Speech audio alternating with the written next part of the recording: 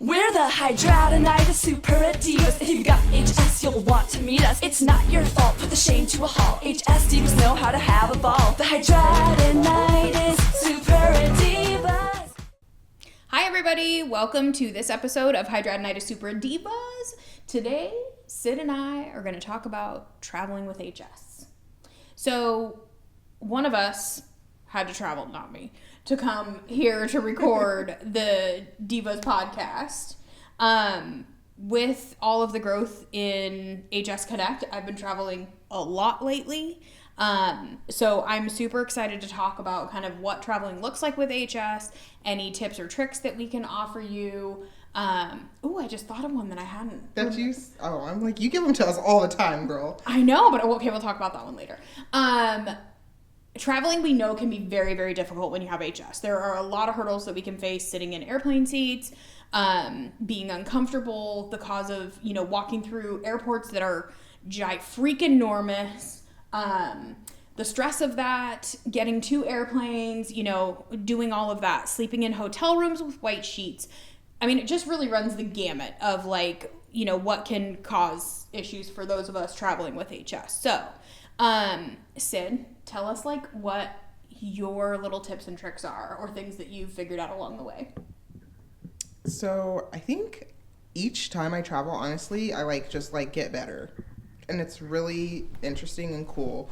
Like, yesterday, I made sure that I gave myself first enough time. Yes, to not be rushed. There's nothing like running through the airport, especially if you happen to, be flaring or anything like that. It's just a very inconvenient, stressful environment that you can avoid by just being extra cautious and extra early. So that was my number one tip, was learning how to just give myself extra time, even though to some people you might look and sound crazy. My flight's at 11 and I'm preparing at 6 in the morning. You gotta do what you gotta do. Also is learning how to take some of my favorite flare care products on the go with me, and making sure that I had enough of them to where, obviously if I could leave some at home and have a travel size, that would be the best. Having a 1 ounce My Magic Healer, having the travel size clean skin products. Cause the worst thing that we can do is have a solid flare care routine and system at home that goes all out of whack when we travel and we're using, heavily scented stuff and we're just kind of in survival mode as we should be, when we travel. So just making sure that I have my favorite products with me in my bag for sure. It's my number one tip. Yeah. And I totally agree with leaving yourself enough time. I can't tell you how many times I've looked at the airplane or the airport map on my phone and been like, oh, my connection's tight, I should have time. Okay, that is so misleading, because that airport, it feels nothing like what it looks like on the map. Everything is so close. I'm going from 42 to 48 should be 3 minutes. And then you're an hour and a half later, you finally made it. So I think giving yourself extra time is such a good tip.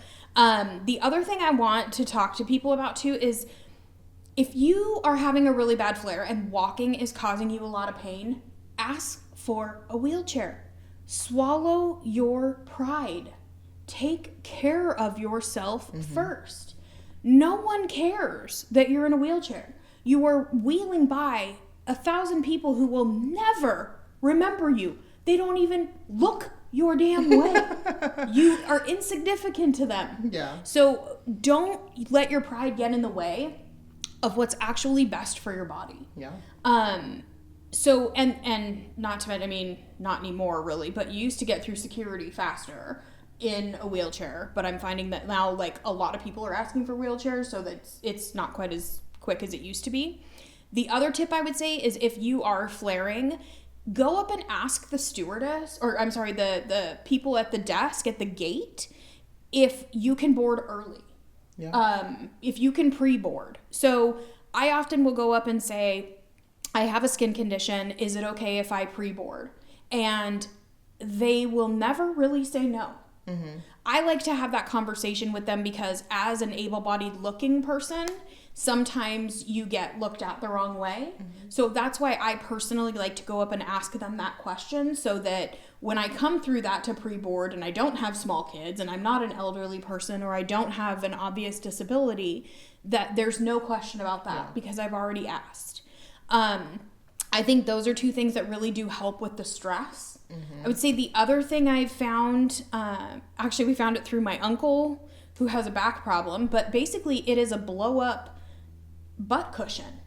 Yeah. And it's got a lot of holes in it, so it makes it really comfortable. It's very lightweight, very small. We'll link it in the show notes. You can buy it on Amazon for $8. It delivers the next day. You can use it in your car. You can use it when you're traveling. It takes 2 seconds to blow up. And it's also a little bit more inconspicuous. Yeah. And again, do you think the person sitting next to you on the plane is going to go home and tell their wife that they saw this woman blow up a butt pillow to sit on? Do you know how many people I've had say, where did you get that? That is incredible. So again, you just do what you need to do to feel good in your own skin, as good as you can. Yeah. And to make your life easier. Absolutely. And for either one of those, like these last couple times I've boarded last, like dead last, been the last one. And I was like, ooh, I kind of like this too, because I didn't have to wait forever for them to board everybody else. And I'm sitting already on here for 20 minutes.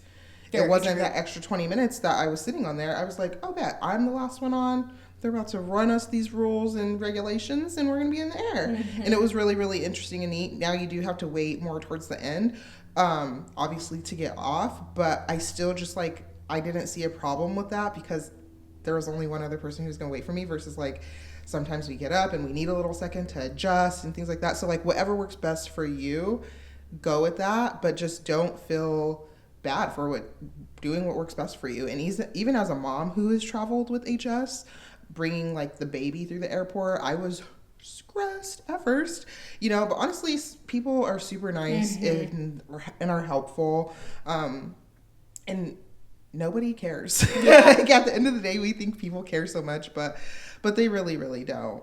Yeah, I totally agree. And just making things as easy for yourself as possible, carrying that flare care kit stuff in your backpack that's going on board with you, making sure you have that stuff readily available. I've had to use my Magic Healer at the airport. Yeah. I just actually created a video for them of me running into the bathroom and having to put it on really quick, especially even just to for my own comfort on the pilonidal cyst, because the plane seats are so brutal if you have a pilonidal cyst.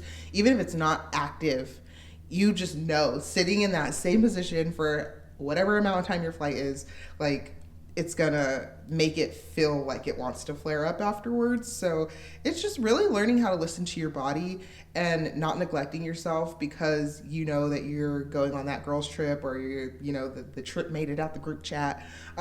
It's learning to prioritize yourself, and don't be ashamed of that, even if regardless of who you're traveling with. You know what I mean? We promise the people who love you want to see you be comfortable. They don't want you to sacrifice your comfort and be in pain. Yeah. And I think the other piece of that too, it's such a good point, because just being honest with people about hey, I may have to go to the restroom more often, especially if you're draining or something like that. People do really want you to be comfortable.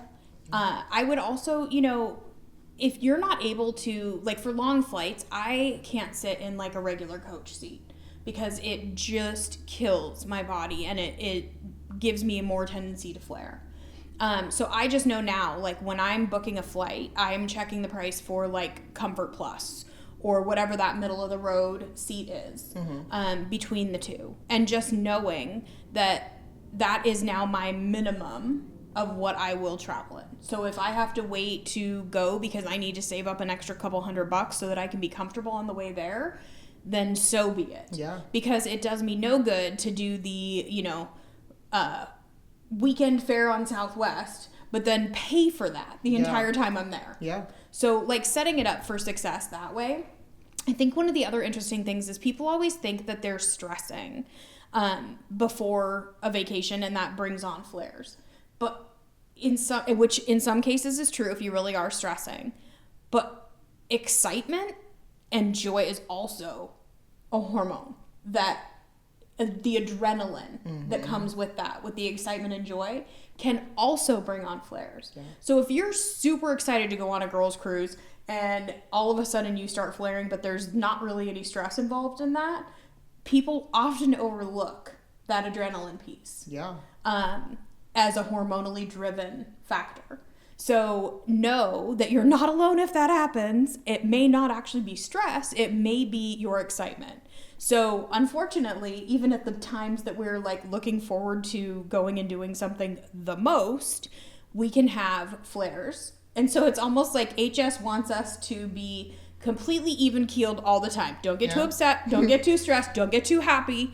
Just please be an even-keeled person. I don't know about you guys. That is not the way I work. Yeah. So I think, just knowing, though, that is what you can expect potentially from your body will set that expectation. And also, I think sometimes having a better understanding of that can potentially help keep that at bay. Yeah. Just to be like, okay, I'm super excited to do this. But calm down. Right. Talk yourself down. No, don't get too excited. Don't get too happy. But I think that's another tool, like a powerful thing to know about yourself and your own body. So. And also, like, being realistic with yourself, too. Yes. Like, I know women tend to just naturally be overpackers for any kind of trip. Ask me why I brought 2 checked bags for 3.5 days stay. No. You know why. But it's like, I may need to go to Target for some boxers, but that's besides the point. If I had some clean, I would have brought like 6 pairs because I'm naturally just that girly. You know what I mean? I did definitely pack 12 shirts because I sweat a lot. So I took my hyperhidrosis into consideration, and I have a flare on my butt cheek. So like I brought plenty of dark colored pants and like what, I'm not obviously not going to pack white. Why am I going to try to ruin that for myself? Then when I drain on it, I'm mad. You know what I mean? On vacation or on your trip away from home where you don't have your backup clothes and you're just those things. So it's being realistic with yourself. It's planning for the worst, but hoping that the best happens and being realistic with whatever goes down anyways, because you're living with a chronic illness that can be surprising sometimes, but we do our best. And at the end of the day, I really just want people to know it's okay to just live your life the way you want to live it. And I know for me, I let my HS put me in such a small box where I was like, I'm gonna just live in my hometown forever, and I'm gonna be here, and I'm gonna raise my family, and we're gonna all just die alone here. And like, I cannot imagine living that reality, truthfully. Like, I'm so glad that I was able to put my HS beside itself.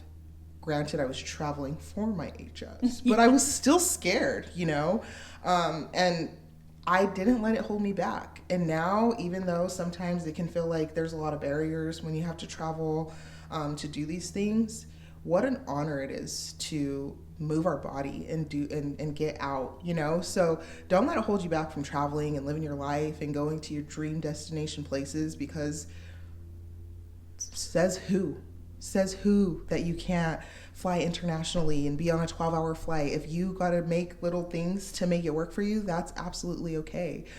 So I don't want you to let it hold you back from what could be. Absolutely. And I think some of the time, we're like, oh, well, if I push myself too hard, then I'm going to pay for it. And sometimes the experience is abso-fucking-lutely worth it.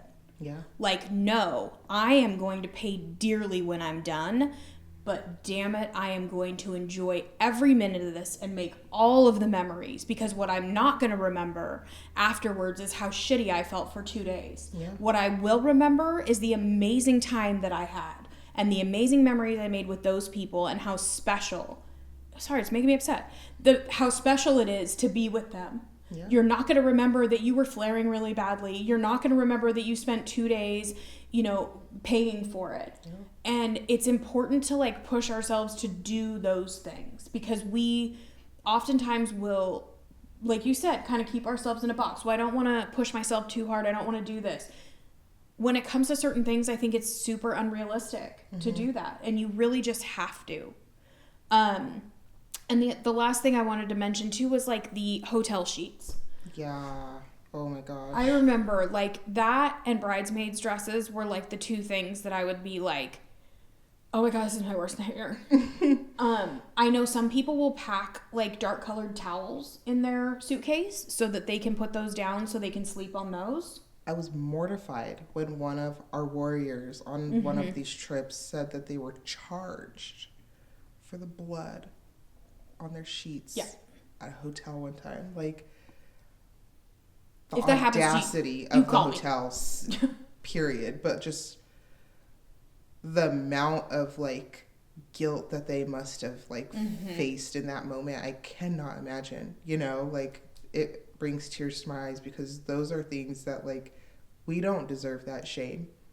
We don't deserve that guilt over fucking sheets. Yeah. Like, you know what I mean? So even when terrible things like that happen, it's you have to remind yourself and shake it out. Like, this is not my fault. I didn't do anything wrong. And you take that weight off of yourself. Yeah, and you know, use the towels. Ask for extra towels. Put your even the white towels in there. Put the white towels down. Double it up underneath your armpits if you need to. Put it down by your groin if you're draining there. Make yourself comfortable. Call not room service, but call the front desk. Ask for additional towels. Like, do whatever you need to do to make you feel comfortable in that situation. It's a medical condition, y'all. Nobody's asked for it. We didn't do anything to keep this happening. This is not something that we're responsible for. It's something that has happened to us. And then we get the choice in how we take our power back with that. And that would be by not being shamed by it, by saying, I have a medical condition. You know, so sorry, too bad, so sad. Throw some bleach on those bitches and let's carry on. So I think that, it's exactly that.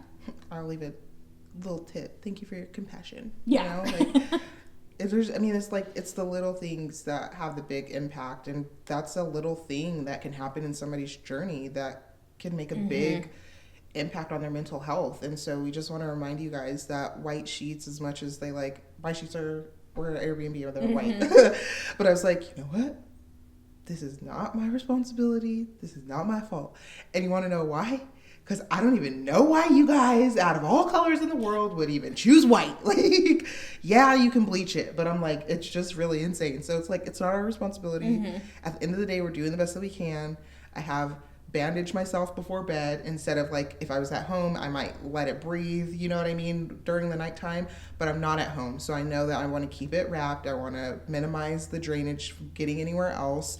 And that's just something I have to do for a few days, you know, until I get back home. So it's pivoting. I say all the time that we're professional pivoters, people. Yes. Pivot! Insert Ross from Friends, right? We're professional pivoters, and each day, each situation brings a new way to try something new sometimes. So, you know, get out there, travel, set the trips, get the passport. Brindley just got her passport today. That's why I said it like that. Okay, I'm not crazy, but I want you guys to know too, as we sit here, that we are also HS patients, you know, and we're not telling you anything that we haven't had to learn, do, or continue to learn ourselves. Yeah. So if we can do it, you absolutely can do it too. Absolutely. So like she said, get your passport, get a plane ticket, get the hell out of here. Yes. So thank you guys so much for joining. We hope this was helpful. We'll link some of the products in the show notes. Never be worried about carrying your butt pillow on the plane. Just do all the things. See you next time. Bye.